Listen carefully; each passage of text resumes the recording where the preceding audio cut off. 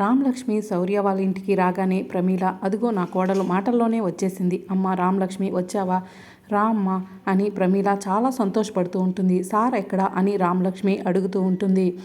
అదిగో అమ్మ ఆ గదిలో పడుకున్నాడు, ఎంత పిలిచినా కూడా కాఫీ తాగడానికి కూడా బయటికి రాలేదమ్మా, మాట్లాడు అని ప్రమీల చెప్తుంది. నేనే కాఫీ తీసుకువెళ్ళి ఇస్తాను.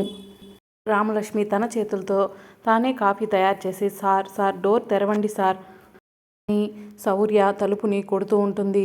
అయితే శౌర్య మాత్రం డోరు తెరవకుండా గదిలో పడుకుని ఏడుస్తూ కంటతడి పెట్టుకుంటూ ఉంటాడు. సార్ ఇప్పుడు నేనేం తప్పుగా మాట్లాడాను సార్, మీరు ఇలా మాట్లాడుకుంటా మౌనంగా ఉంటే నాకు నరకంగా ఉంది సార్. నేను మన కోసమే కదా సార్ మాట్లాడాను, నేను మాట్లాడిన మాటల్లో అంత తప్పేముంది సార్?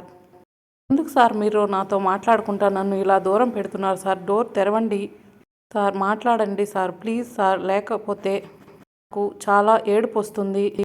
రామలక్ష్మి ఏడుస్తూ ఉంటుంది. మనం బాగుండాలని నేను ఆ ఉద్దేశంతో ఆ మాటలు మాట్లాడాను సార్, ఇక వేరే ఉద్దేశం ఏమీ లేదు సార్, దయచేసి నన్ను అర్థం చేసుకోండి సార్, ఇలా మాత్రం నాతో మాట్లాడుకుంటా నన్ను దూరం పెట్టకండి సార్, డోర్ తెరిచి మాట్లాడండి సార్ అని లక్ష్మి డోర్ కొడుతూ చెప్తూ ఏడుస్తూ ఉంటుంది. ఇంకో పక్క శౌర్య కూడా గదిలో ఏడుస్తూ కన్నీళ్లు కారుస్తున్నట్లు మనకు చూపిస్తూ ఉంటారు. మరి రామలక్ష్మి మళ్ళీ నేను ఆకి ఆడతాను సార్ అని రామలక్ష్మి అంటూ ఉంటుంది. ఇక రాబోయే ఎపిసోడ్లో ఏం జరుగుతుందో తెలుసుకోవాలంటే ఛానల్ని సబ్స్క్రైబ్ చేసుకోండి.